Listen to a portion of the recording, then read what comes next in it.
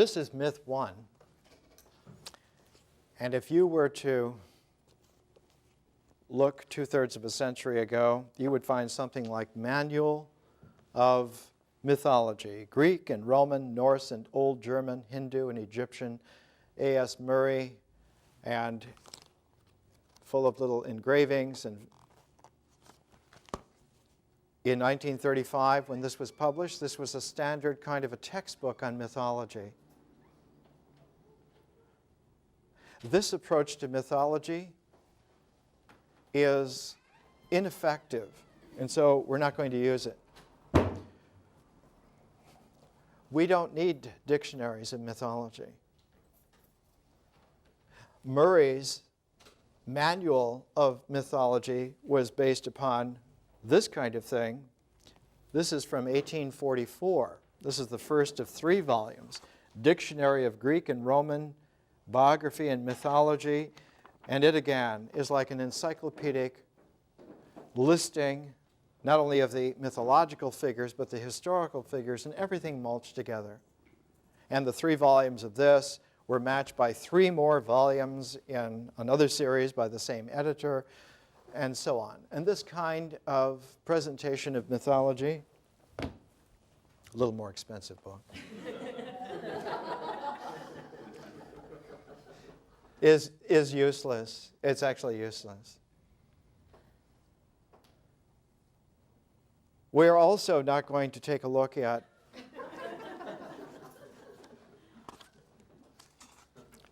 this is Joseph Campbell, The Hero with 1,000 Faces. This is a first edition from the Bollingen series. It came out in 1949, and it was patterned on Lord Raglan's The Hero, which came out in the 30s. But Campbell's learning in The Hero with 1,000 Faces, though the book was patterned on a redoing of Lord Raglan's earlier publication, The Hero, Joseph Campbell learned his material, not teaching co-eds at his little Sarah Lawrence College, but by being the literary executor of a great man, a German man, who studied India. They're called Indologists, the study of India, and that man's name was Heinrich Zimmer. And Joseph Campbell was his literary executor. Zimmer had died in 1943. He was lecturing at Columbia University, and he caught a cold, and he died of pneumonia. He was a young man, and all of his works were ready to be published, and so Joseph Campbell was the one who put Zimmer's works together.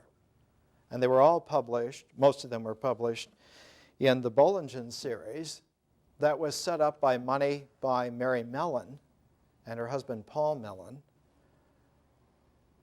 as associate work with Carl Jung. The Mellons wanted to do something for Carl Jung, and Jung said, well, why don't you put money together and make available a series of 100 volumes that will show the cultural richness of archaeology and mythology and psychology and all of these things together, literature, and the origins of this kind of melange, this cultural melange, actually received great impetus from Heinrich Zimmer, because Zimmer was one of the great geniuses, intellectual geniuses of that early part of the 20th century. And his first book that was published 1951 in the Bollingen series, Philosophies of India, edited by Joseph Campbell. And it is a presentation of the 6 great philosophies of India as a set. And Zimmer's book, I remember reading this about 40 years ago, in a little pink Meridian paperback version of it. And I remember the pride and the difficulty of mastering all 6 systems so that you could give an explication of it And I remember at the University of Wisconsin, for the first time, experiencing that kind of confidence and that triumph of being able to show detailed structures of difficult and complicated things very clearly. That approach also is not useful. And though it can be done and has its panache, it also is not useful. Now, Zimmer's Philosophies of India, of the 6 systems of Indian philosophy, was a redoing of an earlier volume. And this volume is called The 6 Systems of Indian Philosophy by the Right Honorable Professor Max Müller from Oxford University. And Müller looks a little like Richard Wagner in this photograph, and actually was more of an Oxford Don than this promotional photograph would show. And this 6 systems of Indian philosophy was the culmination of Müller's lifetime, and Max Müller is the one who set up the whole indexing of Indological work by being one of the first persons to master Sanskrit in Europe. The very first person was a British envoy named Alexander Hamilton. And he was captured, his boat was captured by Napoleon, and so he was detained indefinitely on the continent, not allowed to go back to England. And while he was detained, he was sort of under house arrest. One of the Schlegel brothers, Friedrich Schlegel, heard that he had learned how to read Sanskrit in India. And so Friedrich Schlegel studied and learned Sanskrit and was one of the first people in Europe to be able to teach Sanskrit. And Sanskrit as a language was a great discovery in European culture. This was back in around 1810. They discovered that Sanskrit literature, the Sanskrit language, was very close to Old Persian. It was very close to very ancient archaic Greek. And out of this came the idea that there must have been at one time an ancient language that men and women spoke thousands of years ago, an Indo-European language.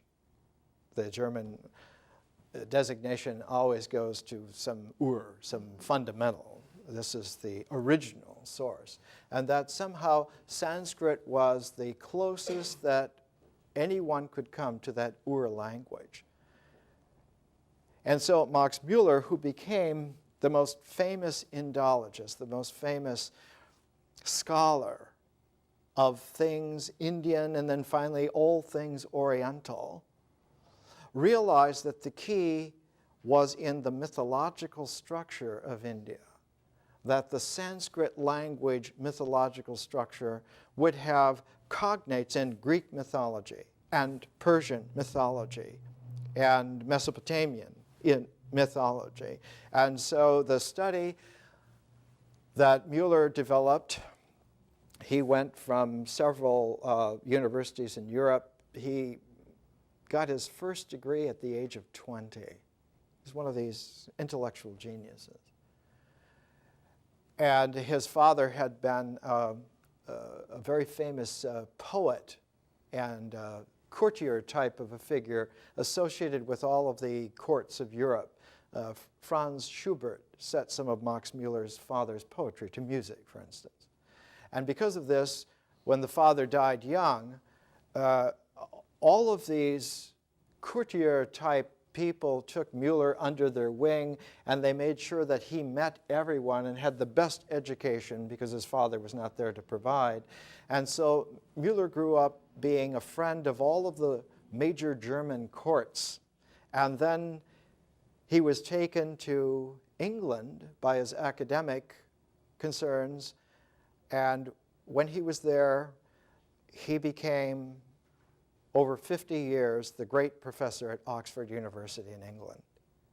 And he was commandeered several times to lecture personally to Queen Victoria. And he became very good friends with Gladstone, Queen Victoria's prime minister. And because he knew Bismarck and his prime ministers, very often Max Müller was sort of the secret go-between from the Germans and the British Empire and the rising German continental power. And so he was an interesting kind of a character. Just as an aside, Max Müller, when he met his future wife, he fell in love with her instantly. And she was an English, beautiful young woman, and they absolutely forbid the marriage because a German intellectual, I mean, he's studying Sanskrit, who knows what. And they were not allowed to see each other for several years. And he completely never mentioned it to anyone, and she did not know of his love. And when they met again by chance, after a couple of years, they immediately just began an affair, whether they were married or not. And of course, they became married, and over 50 years, they were the great couple at Oxford University.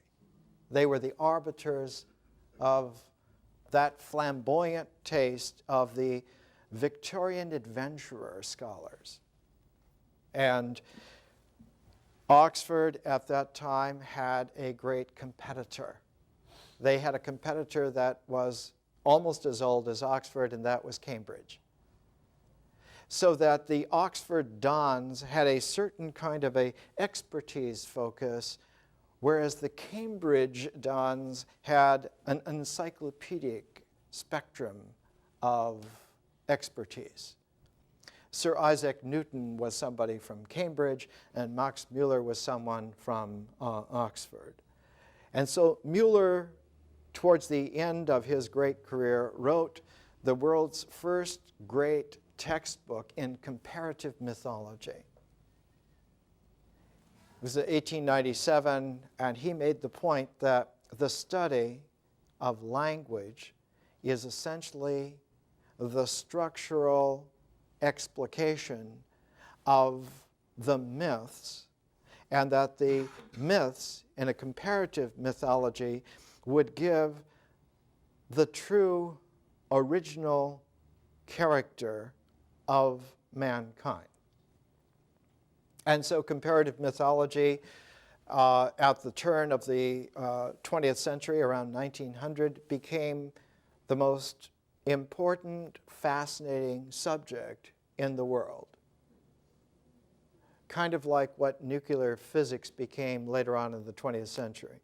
Comparative linguistics, comparative mythology, and dominating this entire scene, on one hand was Professor Max Müller, and on the other was Sir James George Fraser, who was working on the multiple volumes of the Golden Bough, eventually 13 volumes. And in the midst of this melee, one woman stood out head and shoulders above everyone else, and that was Jane Ellen Harrison. And it's her book, Prolegomena to the Study of Greek Religion, that we're using as one of our texts, 1903. Now, I should mention, there are some people who say, why do you use books at all? If you're going to understand reality, who needs books?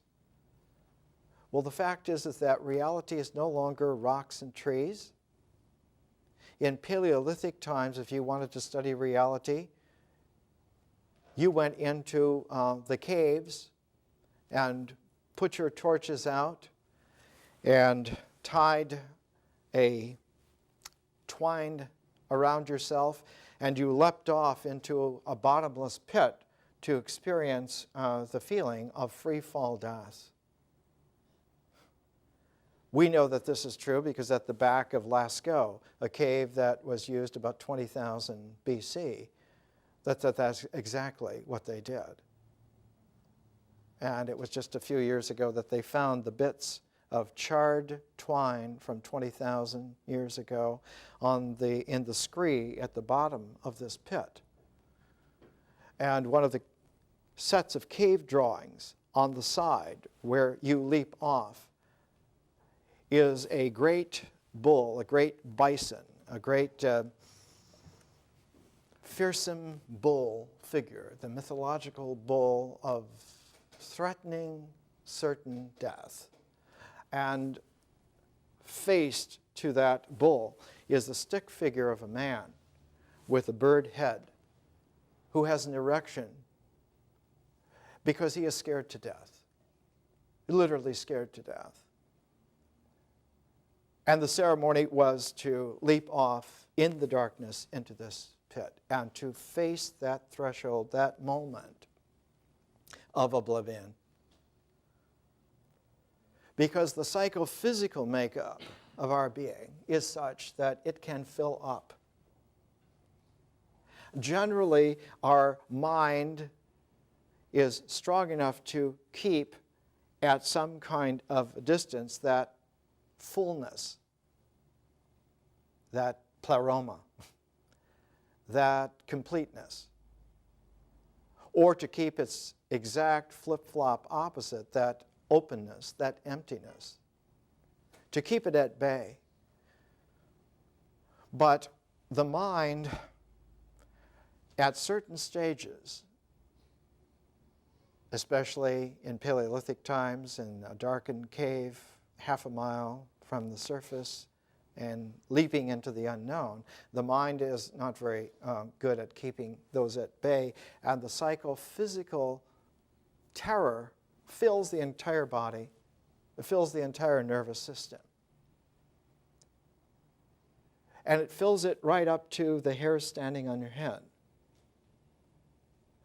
But a curious thing happens when you are full in that way. When you are suddenly filled completely in that way, terror goes to the very ends of your hair and stops there.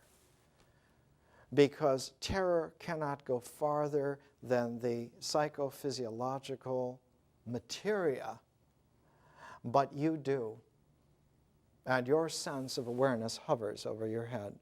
Rather, one time I put an infinity sign over an architect's French curve that looks very much like a bird figure to make a symbol for that kind of event, that above the Saharastra chakra floats there that clarity that has no terror whatsoever.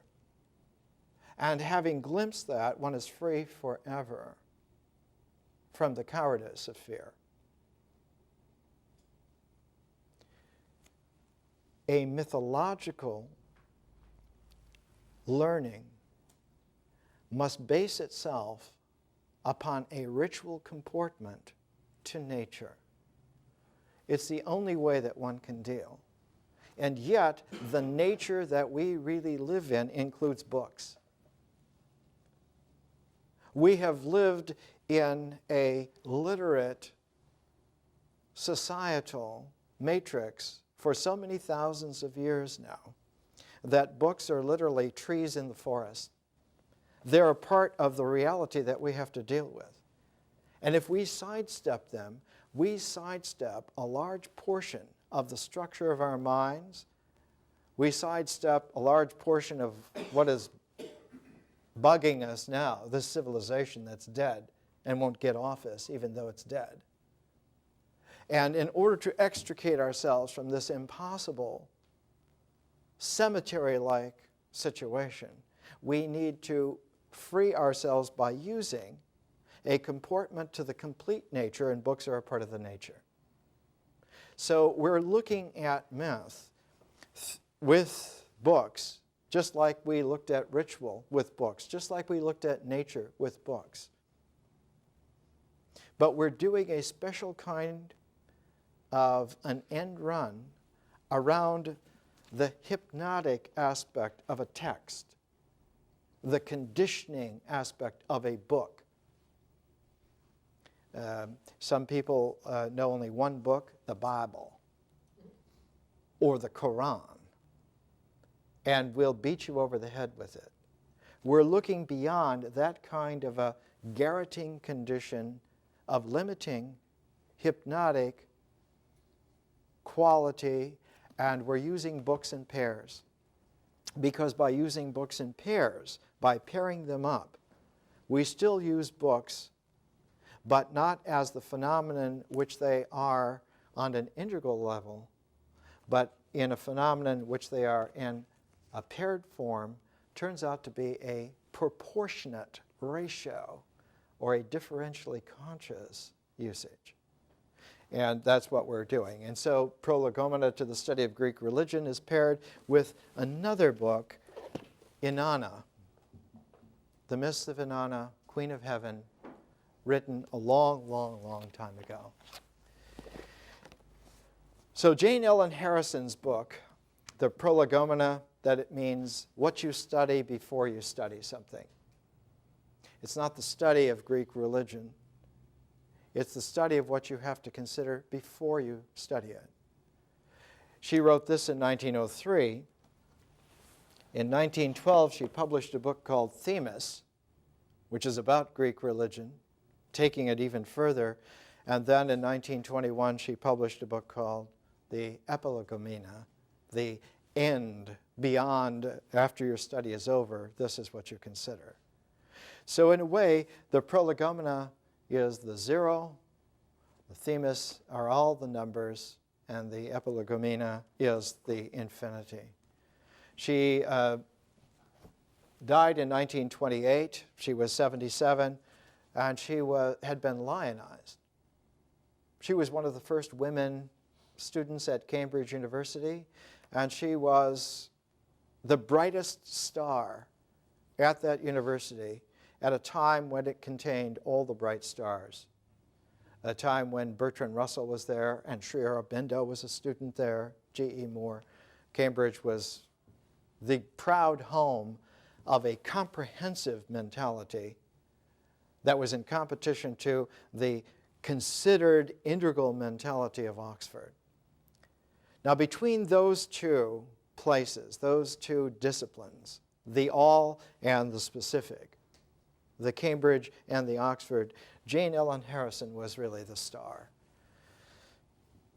Her book came out when Max Muller had finished his life work.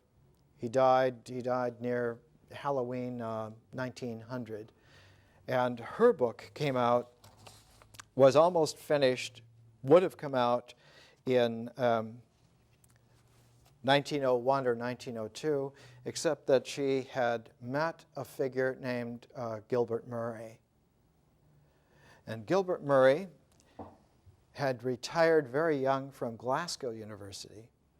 Later on went to Oxford and was there for a number of years. Gilbert Murray had pioneered the specific study of one figure that he thought was the key to understanding the whole of classical antiquity.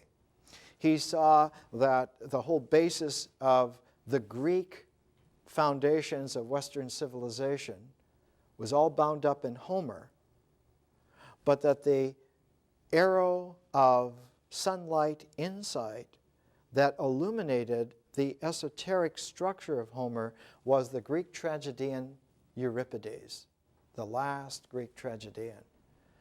And he thought that the last play by the last Greek tragedian, Euripides' last play, the Bacchae, was the finger of insight that could go to the core, the essential mystery of the Homeric worldview. And of course, at that time, Homer had been famous for 3,000 years as being the presenter of Greek mythology in its Olympic version, the Olympian family, the family of Zeus and Hera, the family of Apollo and Artemis, of Athena and Aphrodite, of Hermes and Hephaestus, that the 12 figures of classical Olympic Greek mythology was basically a Homeric presentation, the two epics of Homer, and that Western civilization was founded on this, except Gilbert Murray found that there was a thread that unraveled all of that, and the thread was the Bacchae of Euripides. And so he did a translation and a study, and as he was doing this, Jane Ellen Harrison became his close friend, and her book on the Prolegomena of the study of Greek religion became completely unraveled. So that on her 52nd birthday, she wrote to Gilbert Murray, she wrote, "It's rather dreadful. The whole center of gravity of the book has shifted. It began as a treatise on Ceres and Demeter, as the Corn Mother, with a supplementary notice on Dionysus. It is ending as a complete screed on Dionysus with only an introductory talk about Ceres." Whose fault is that? Never, never again will I ask you to lecture while I am writing a book. A nice sound one, too, it was. So all of her beautiful learning, all of her fantastic, she was 52 at the time, she was enormously accomplished. Several wonderful publications on the archaeological remains of Athens, and Murray's book ruined it for her because she saw that there was some kind of Dionysian unraveling that happens when you take a look at the other side, not the Olympian side, not the Homeric side of Greek mythology, but that there is a mystery play happening underneath the surface of all. And that it's the juice, it's the energy, frequency of this mystery play, the Dionysian aspect, that sabotages the Apollonian form. That the Homeric Apollonian form of Greek mythology is, in fact, though beautiful, though balanced, though a necessary concomitant of civilization, is not the major factor. Form in mythology is not the major factor. The major factor is the electric juice of ritual action, and that it's ritual action that carries the energy. And so mythology is not about the subjects. It's not about the forms made by organizing the subjects, but it's about experiencing the existential, mysterious juice of the gods. And she became fascinated at the time with the writings of Friedrich Nietzsche. And Nietzsche, who was famous as a young scholar, he wrote a book called Philosophy and the Tragic Age of the Greeks when he was very young. And another book when he was very young, The Birth of Tragedy, 1872. Nietzsche was a great friend of Richard Wagner and a great appreciator of Wagner's wife, loved Cosmia, and as a sort of an intellectual Fahrenheit, he wrote The Birth of Tragedy, and in fact made a dedication of it to Wagner, and in it he showed that the Dionysian and the Apollonian are two aspects of a mystery play, not only Greek tragedy, but the entirety of the mystery of mythology. That mythology has a mysteriousness to it wherein the flow, the energy flow, the juice of language expressing in dramatic, mythic figure play runs a deep parallel to the mystery of nature. That myth and nature are like parallel oceans that from time to time flood the entirety of the world. and that in these times the world is renewed by this flood, by this mythological flood, or by this flood of the mystery of nature. And in doing so, it gave several people late in the 19th century the idea that one could look for correlations between the cycles of mythic, ritual, mysteriousness in world history that you could find in ancient archaeological times or in deep anthropological levels. The anthropology of the deeper levels of today, the archaeology of deeper levels of yesterday, that you could find the correlations to show what this patterning is. To understand once and for all, how does this work? It turns out that the entire pattern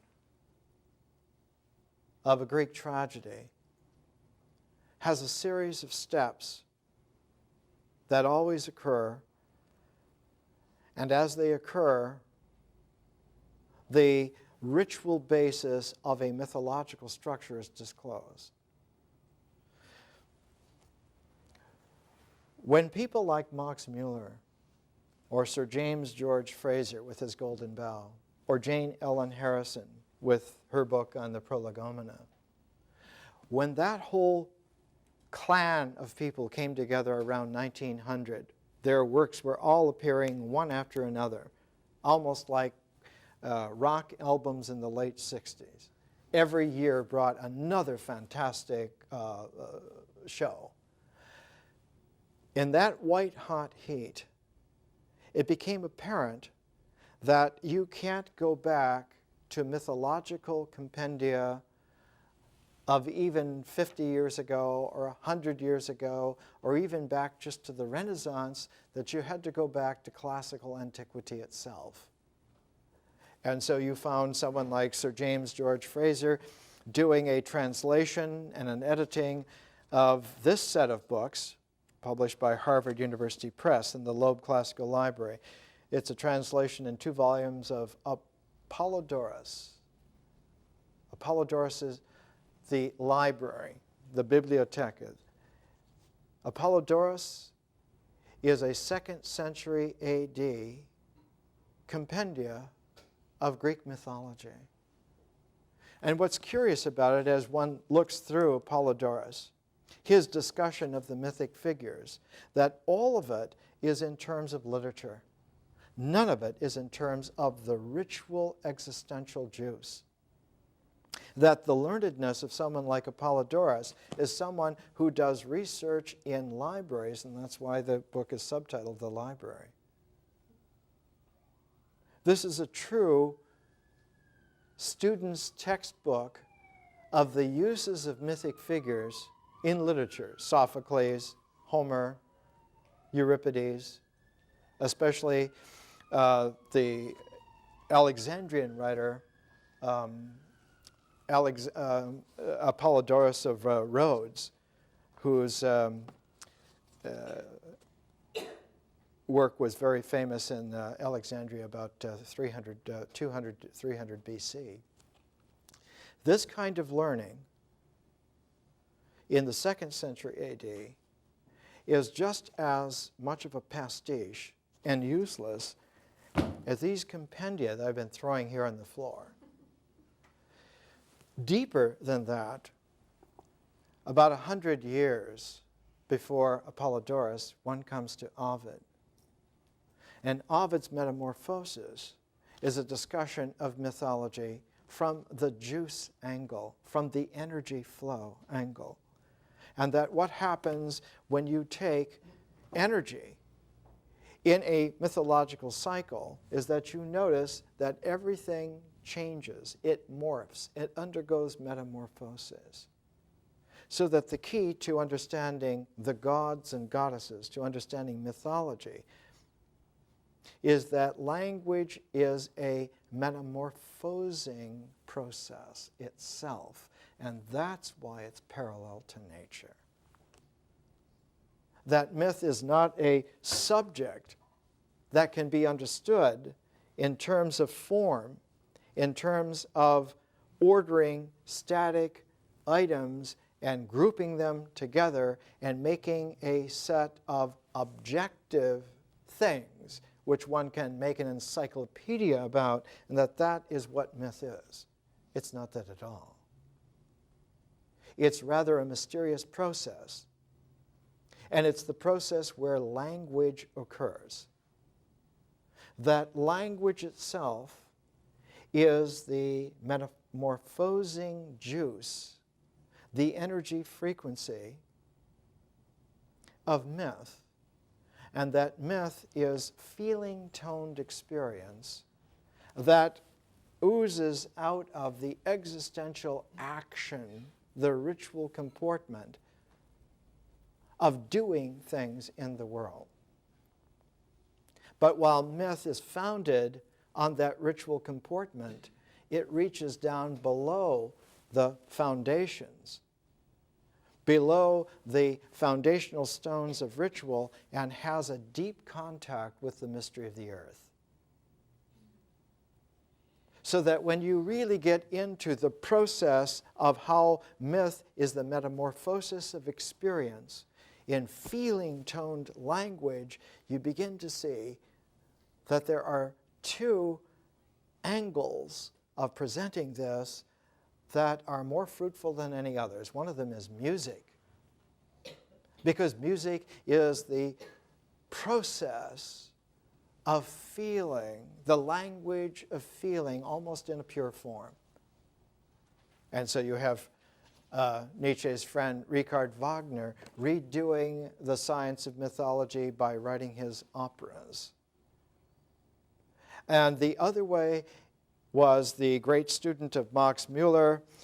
His name was Louis Farnell, and he did 3 volumes, it's actually 5 big volumes, The Cults of Greek States. And what Farnell found was that in addition to music, you can take a look at the cult aspect of mythology, and that cults are always founded at a specific place in the landscape, a specific natural place. The oracle of Zeus, Zeus had an oracle just like Apollo. Apollo's oracle is at Delphi, but Zeus's oracle was at Dodona, in the northern part of Arcadia. And his oracle, different from Apollo's. Apollo's was the semi-poisonous vapors coming up through a chasm in the ground. That old Paleolithic thing, only instead of facing death by diving into a pit in the darkness, that death that was faced was not the death of the body, but the death of the mind.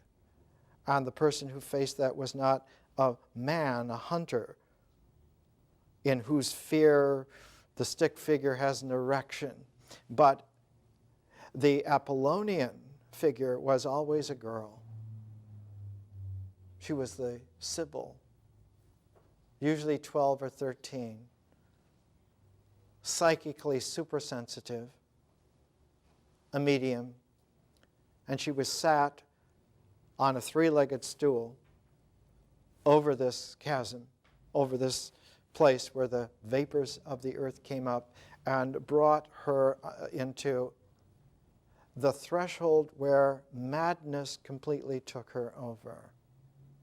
She gave herself in the death of the mind, in the death of this quelling of the distance between being filled up, filled to the brim. The mind was dissolved, and she went into a prophetic, mystical madness, where what she spoke always came through in a kind of an acrostic riddle. And so these sayings of the oracle at Delphi were the Apollonian essence. Notice that the oracle of Apollo, the essence of it is a Dionysian madness. that has a method in it nevertheless. The method being that you will not have sentences that make sense, but you will have an acrostic that goes through the entire pattern of what is said. And the only way to understand what it means is not to follow the logical sequence, but to get an instant gestalt of the whole and pay no attention to any element in between. You only listen to the wholeness, not to the build-up towards that threshold. Later on, this was used, for instance, we talked a couple of weeks ago of the book of Lamentations of Jeremiah, and how in the Old Testament the book of Lamentations has 5 sets of 22 verses. Each one of the verses has the beginning of a Hebrew letter, so that any one of the 5 Lamentations in Jeremiah is an acrostic of the Hebrew alphabet, and it's meant to deliver a prophetic gestalt, very much like the gestalt in any 22-letter form, like the 22 cards in a tarot deck in its major arcana, is an acrostic set of delivering a whole mystical vision. And if you try to build up to it by consulting dictionaries of what the cards mean individually, you're never going to get anywhere. All of that is a mental game compared to the mystical impress of the real. But Zeus's oracle at Dodona was not over some chasm with a young mystical girl uttering language. There was an oak grove at Dodona, and when the wind blew through the oak grove, it was the listening to the entirety of the pattern of the grove that one could form the gestalt. It's a curious thing, but in our time, that oracular Zeus-type figure was Krishnamurti, who used to speak in an oak grove out in Ojai, and whose clarity of language was the clarity of that kind of Zeus oracle. It's meant to be, in ancient India, it was a yoga, and was meant to show that at the very center of the Dionysian is an Apollonian seed.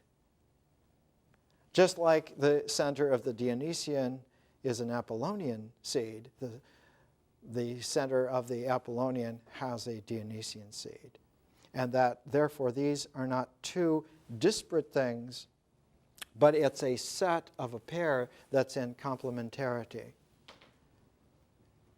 And what one needs to do to understand is to take that fearful journey from one center to the other, so that instead of mistaking the world's presentation of things, one goes by a mystical journey from center to center.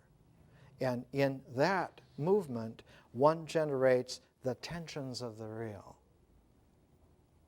Mythology and nature were the two energy vibrations that were tuned in just that way, so that ritual drama was the instrument by which these two energies were tuned into an instrument.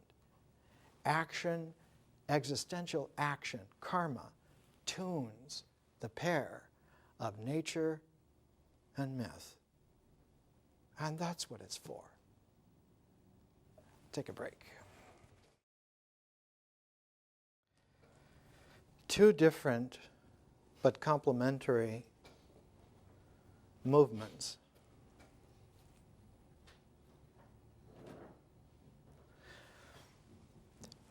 As Nietzsche was pointing out in The Birth of Tragedy, the Apollonian seeks to have a form, the Dionysian seeks to dissolve that form. And at the center of the Apollonian is a Dionysian essence. At the center of the Dionysian is an Apollonian essence. It's easy to understand if you look at it architecturally that when you walk into an architectural form, its essence is really space.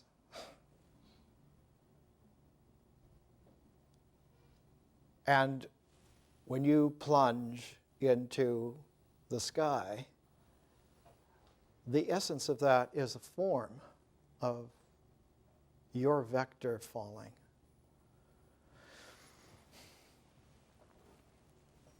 Zeus's prophetic, oracular setting in an oak grove at Dodona is in direct contrast to his palace on Mount Olympus. The Homeric Zeus is the father god that somehow in the form of mythologies there's a genealogy of the gods dominated either by the father or the mother.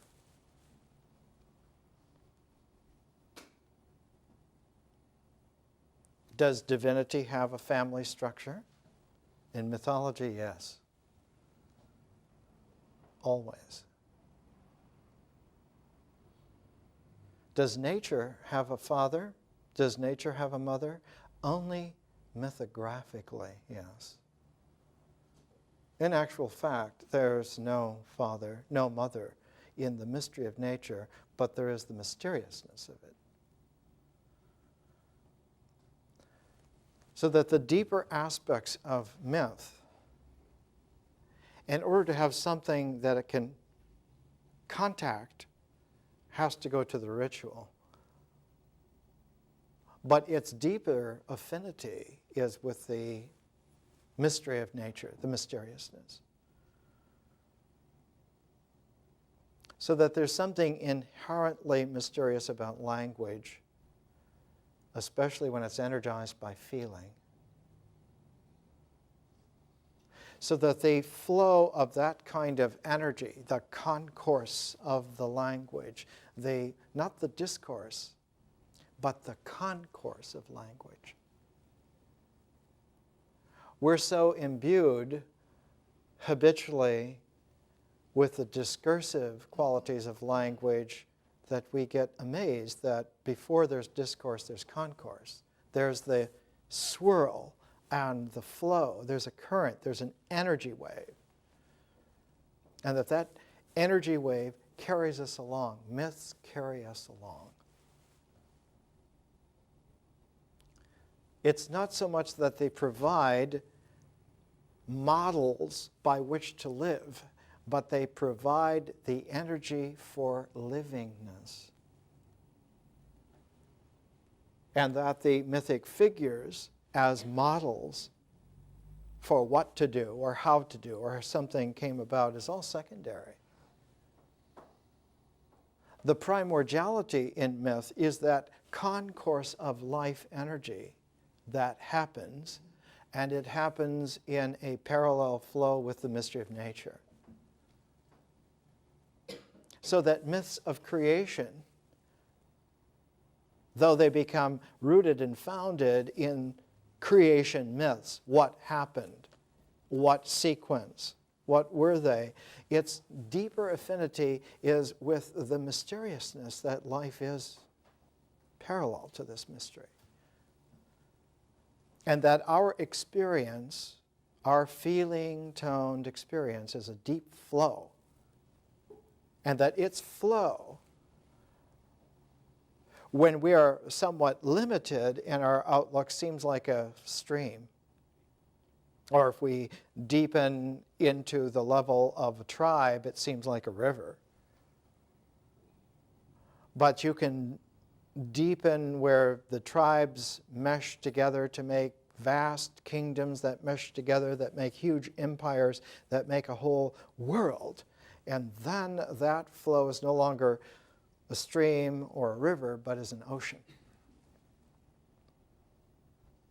So that you find in the Homeric, in Homer's Greek mythology, the world that is structured by the Olympian gods is surrounded by oceanios, the world stream. The ocean flow that surrounds all of the known world, all of its structure. And that Oceanus is so enormous, so graphically huge, that it really isn't a stream that's on the earth, it's the Milky Way in the sky. So there's a great sky river whose flow is so overflowing that it becomes like an ocean. So that the entirety of the night sky is that ocean, the stars, that celestial realm. And Zeus, as a sky god, that blue sky, that Aegean blue sky god, is there in just the daytime, and at night it's the starry mantle. So that the figure of Zeus as a sky god, as an ordering father figure of a Greek mythological pantheon, has a complement in that night cosmos. And that night cosmos was never masculine, it was always feminine. In the Egyptian origins of that archaic Greek mythological figure, that night goddess, Nut, whose body was filled with stars, is iconographically portrayed on the inner lid of a sarcophagus. Her overarching hands at one end and her toes at the other, and her whole starry body over, and that lid of that sarcophagus fits like the canopy over the sarcophagus. And it's true that there might be a frieze of mythological figures around the outside of the sarcophagus, but if you were to lift the lid, lift the sky goddess's lid off that sarcophagus, the sarcophagus, if it is real, will be empty. Sarcophagus means body eater. It was always made out of limestone, so that when you put a body into a sarcophagus, the body over time would be dissolved by the limestone. Not just that the flesh would go away and leave a skeleton, but the skeletal remains would be dissolved and absorbed into the limestone, so that, given time, the sarcophagus would be empty.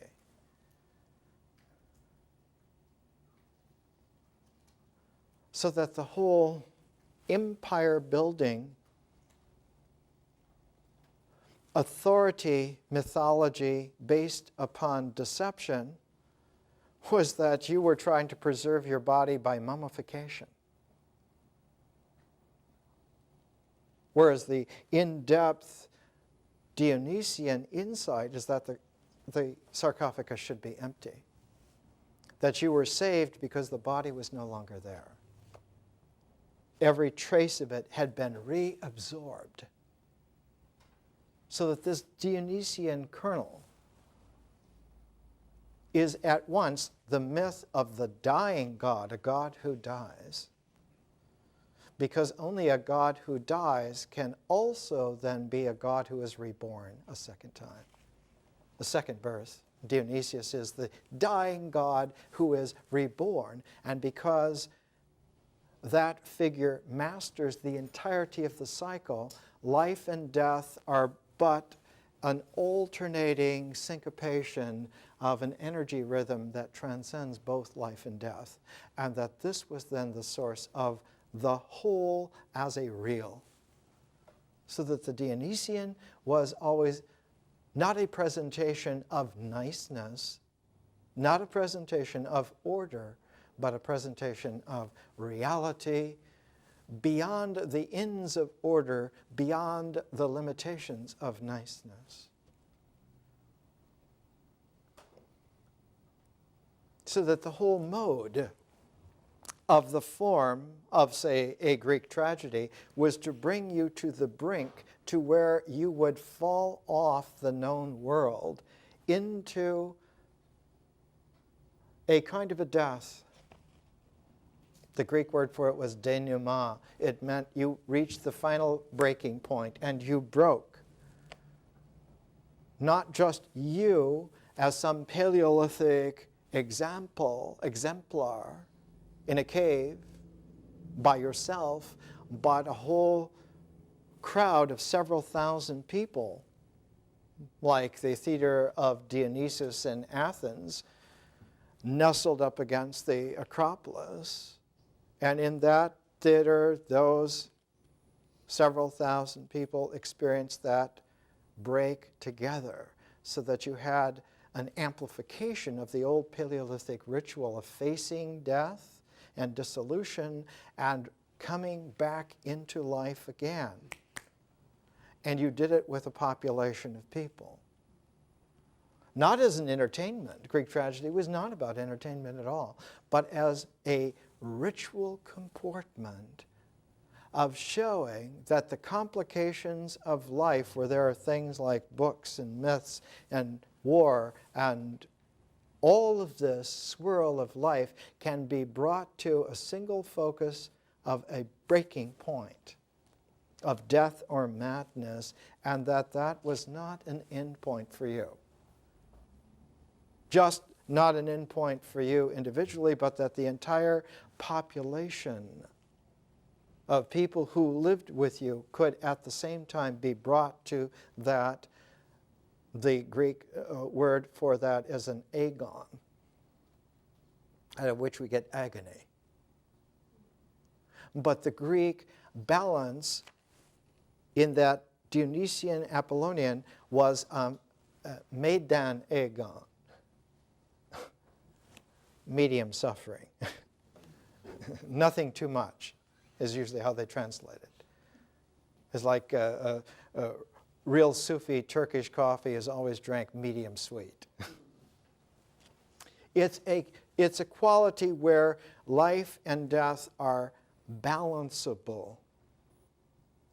And that in their balance, in that equanimity, what leaps into actuality is the real, which was neither life nor death. And that if one is trapped in either side of the polarities, one fears being shifted to the other.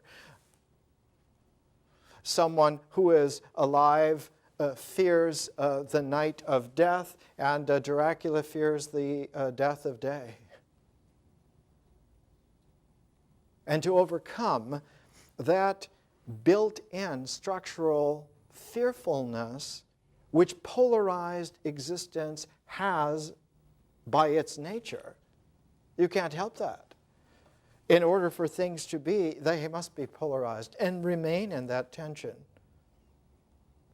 But if you find yourself co-opted and absorbed into that material polarization, then you fear at least half of the real.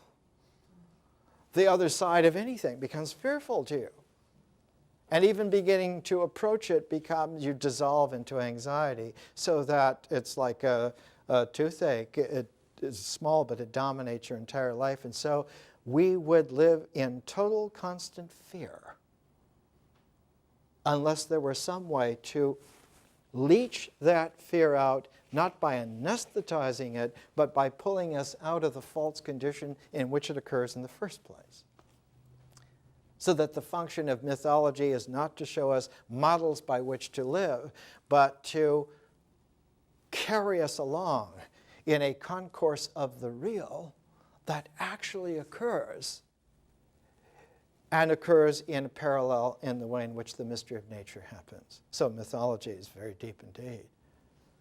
nature is very deep indeed. And the objectiveness of ritual is not a habitual superstition, but is that ridge of existentiality that's necessary for the balance of the two.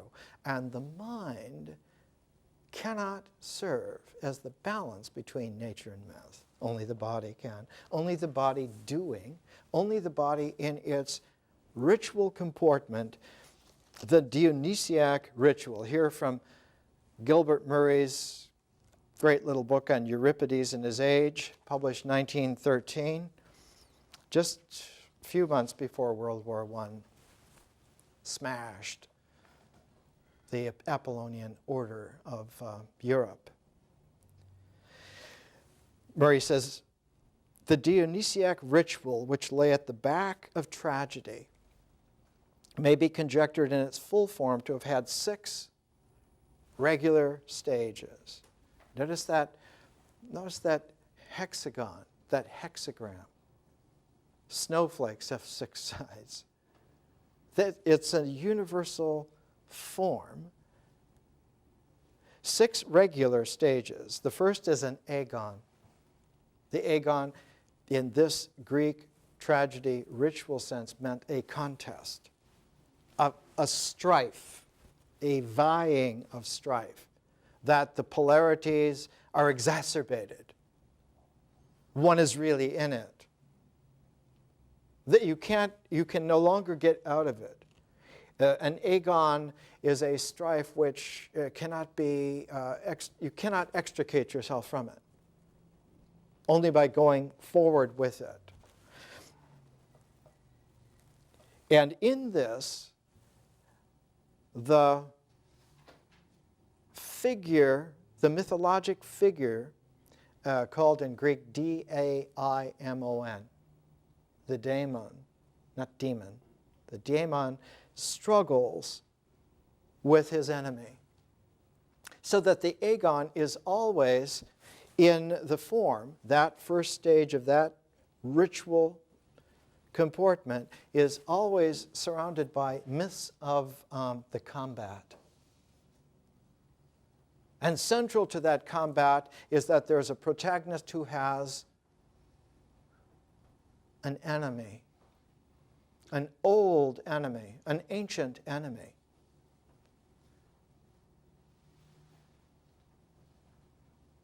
So that order's ancient enemy is chaos.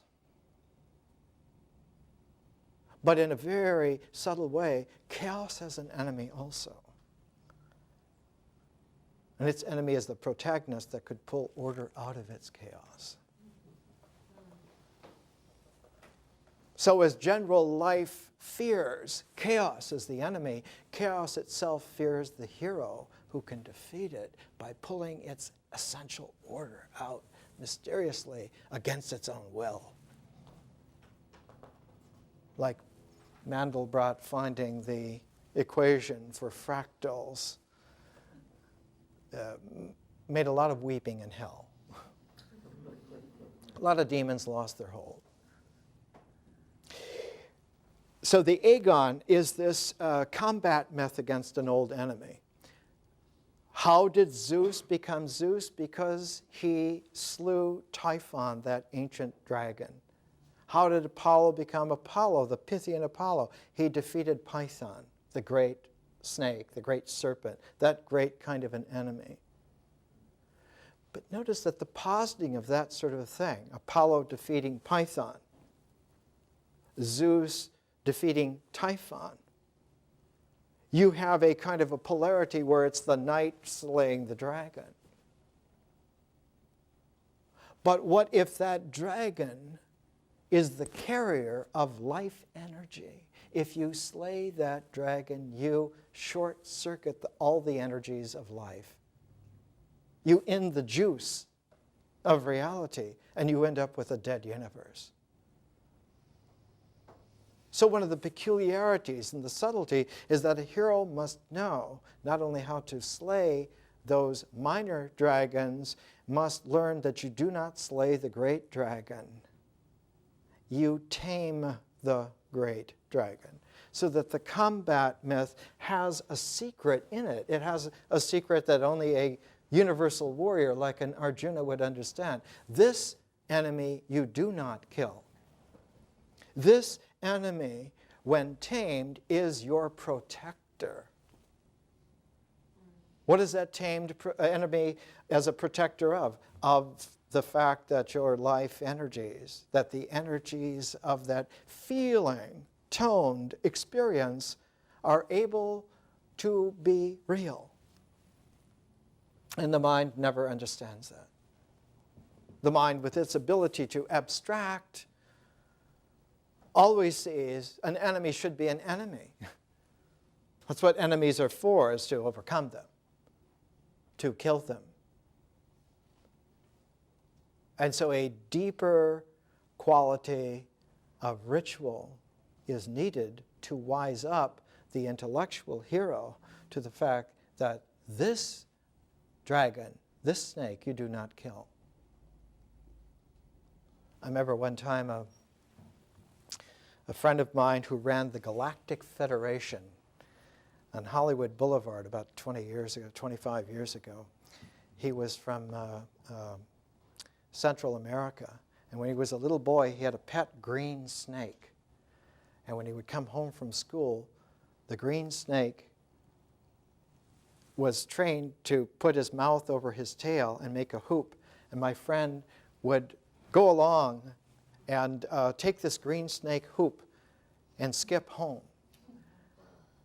And later on, he became enmeshed in the esoterica of ancient Egypt because he had learned this peculiar little lesson. I remember one time I was lecturing at the Philosophic Research Society on Los Feliz Boulevard, and I was through one night, in a particularly, energetic lecture, and so a whole bunch of us went down to Mulholland Fountain about 11 o'clock at night. And there was this figure intoning on Mulholland Fountain to the night, to the sky. And then the figure turned and said, "Good evening, Roger." It was my friend who was doing these ceremonies still in his late 50s here in Los Angeles. It's a kind of a thing where one understands that the mystery of nature and the concourse of myth flow together in a balance when the ritual comportment is complete. So that one of the qualities of good ritual is for completeness. And to parallel that and balance that, we'll see that one of the qualities of symbolic objectivity is perfection. Ritual can't perfect, but it can complete. The body can complete. The body can fill completely. The body can share completely, can give completely. The physiological love is a completeness, whereas the symbol is a perfection that also has its place, but not here, not now. So the agon, or the contest where the daemon, the god, fights against his enemy. And very often this enemy is seen as some kind of a circularity.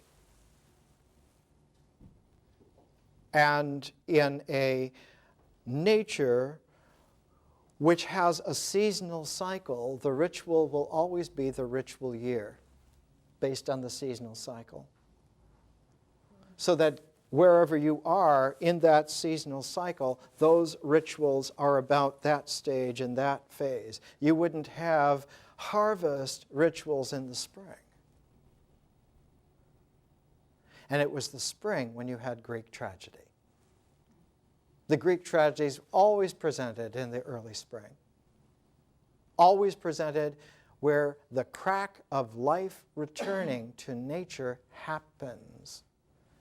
And that the deeper aspect of that is not so much that Dionysius, that Dionysos is the god who comes back, that a masculine is the god who comes back.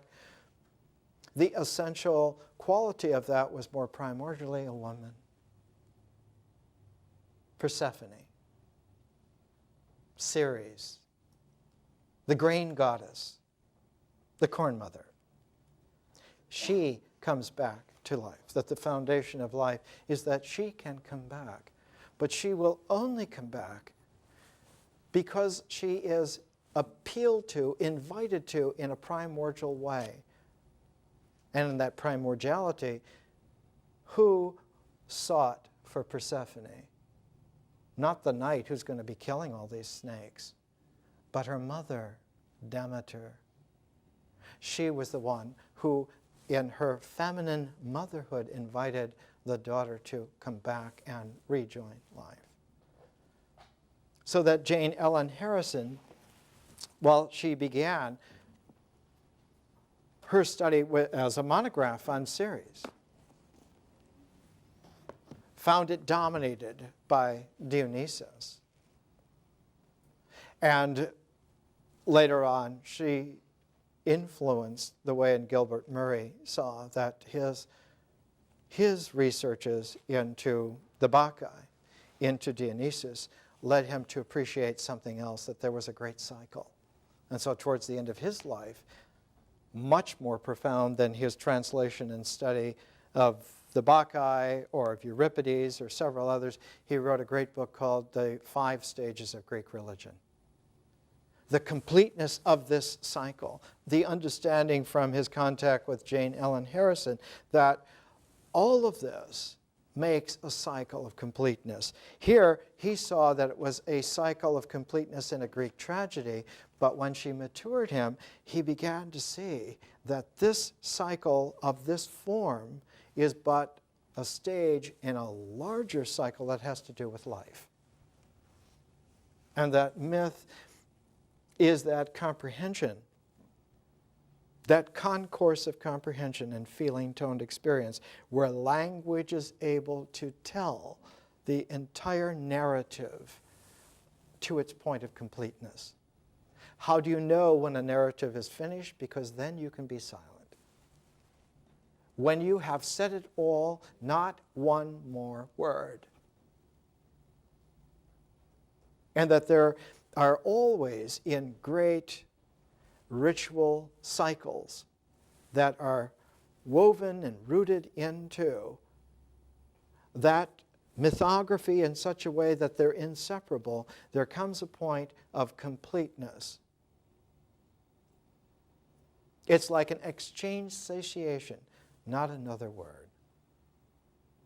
And that in that space of silence, the Greek word for it was epiklesis. Divinity lays the gift of renewal. When you have said everything that you can say and you have reached the point of saying no more, then in silence you receive the blessing. In the Old Testament, it's in the Psalms of David. David who danced before the Lord with all his might, but it was David who sang the royal psalms. And when the cycle of David's psalms were over, there was a kingly silence of receiving. And that's what made David king. Not the fact that he could dance or slay Goliath or even make psalms. And so deep once was the understanding of this truth that psalmody was synonymous with choral singing of populations who worship together.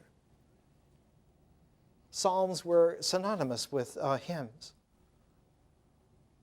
And religious communities for 3,000 years were based on that. David's psalms are contemporaneous with Homer's epics.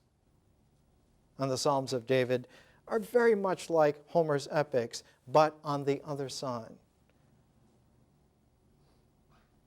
Both show that in Homer, it's an Olympic pantheon for the mythology. In David's Psalms, it's only Yahweh, no others.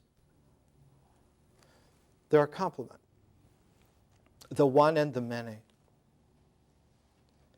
And so 1000 BC, you find that kind of a structure, but deeper than Homer, deeper than David, is far before Homer and David, as someone like Plotinus is to us, was Inanna. The cycle of Inanna, the mythology of Inanna, written by a woman. Her father was Sargon of Akkad, the maker of the Fertile Crescent, about 2350 BC. And in Hey Duana, writing the mythic cycle of Inanna, presents for the first time in the written literature of this particular planet, it's the first time that an entire mythological cycle is presented in the concourse of its absorptive, emotional, experiential completeness. And at the core, at the center of the architecture of Inanna's myth is the staged descent into hell, the staged descent into the netherworld. Not going to a land of demons, but Inanna, the queen of heaven, goes to visit her sister, who's the queen of the netherworld. And that as Inanna would be at the zenith of the day, her sister is at the nadir of the night. And in order to go below that horizon of the earth, the horizon of the earth midway between the zenith of the day and the nadir of the night, she must progress in the only way in which she can progress in the negative. She must divest herself step by step of the mythic emblems that make her the queen of heaven. She must take off her scepter, take off her cloak, so that when she arrives at the center of the netherworld, she arrives nude, with no defining mythological iconographic marks whatsoever. She can only arrive there nude, and when she does, she is killed. But only when she is killed can she be brought back to life. So that the mythology of Inanna is about the courage of facing both death and life and emerging into the real. So when we talk here about we're having an education, that's a wisdom education. We have 12 lectures on myth. It's not about a subject matter myth. We have 12 lectures on ritual. It's not about a subject matter. That is so archaic compared to what's going on here. It's not even within the realm. This is a wisdom concourse that's deliverable only if you do it. It's not in the speaker, it's not in the presentation, it's not in the books. It's in the electric juice that you doing it generate. And without that, there's nothing happening. Without that, it's an entertainment. But when you do that, because it is real, it will happen. In the agon, in that first stage in Greek tragedy, just to give the second stage, just so you can see how this moves, the second stage is a pathos. Pathos, pathetic. Not pathetic as in despicable, but a pathos in that the agony, the suffering is effective in the sense that feeling-toned experience is crushed or broken or shredded in a particular way, and that is that you realize that everything is lost. Lost in some kind of a deep realization, not a realization that you lost because of this or that, but that you lost because there was no chance for victory under the circumstances in which you fought.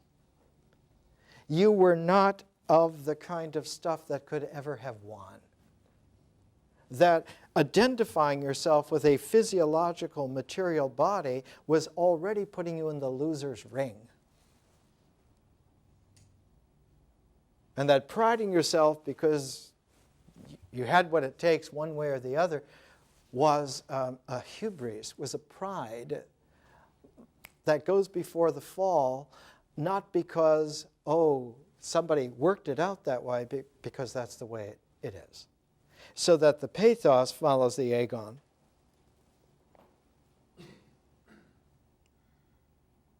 Then comes the sense that there is a language incursion, a kind of like a sliver of sunlight that's brought in out of nowhere. In Greek tragedy, it's usually a messenger. Now, who was the messenger in Greek mythology? Hermes. So it's a hermetic moment of language. What would a hermetic message be? In the Renaissance, you found it graphically portrayed all the time because it was renewed after 1,000 years of never having been seen. Hermes doesn't come in and say, hey. He comes in and says, so that the hermetic messenger is a moment of profound silence. Not only a silence in which you can hear a pin drop, but a silence in which you can hear the silence. There's a section in Philo of Alexandria, who was a Jewish Platonic writer who lived in Alexandria around the turn of the millennium, 2,000 years ago. And he went out to the therapeutai community, the healers, meditative community, and he listened to the president of that community at the time. And just before he was speaking, Philo says, the silence was so profound that you could hear the silence within the silence. And only then did that teacher begin to teach. That he taught not out of language, but he taught out of the silence behind language. Because in that way, whatever energy that the words had, whatever concourse they had, they bubbled out of eternity and not out of the world. And so the teacher was called the Word because that's what was happening. So that there is a deeper mystery in mythology. It's not a subject for academic programs to study. It's not something that one gets tired of, well, it's boring, I want to do something else. It's all that is really happening. Because it isn't mythology of the Greeks back then, or the Sumerians back then, or the Sanskrit back then. It's that it always is occurring. That this is a pattern of unfoldment that's always occurring, and all of the stages are all there all the time. It's just that our limited experience goes into that jewel and diffracts in such a way that at whatever insight angle we begin with, that's the stage that we find unfolding now. And so that is really mysterious. And the only way that it becomes understandable is that one patiently does it long enough to have gone through the cycle. And when you've gone through the cycle, you come back to where you began, wherever you began, and you realize that you have come through a cycle, and having come through it, having experienced the fullness of it, you also experienced the hermetic silence, and because you did, because you had that interval along with the cycle now has a center which is open. The silence generated an architectonic interior. And that's the beginning of the mind. We'll have some more next week.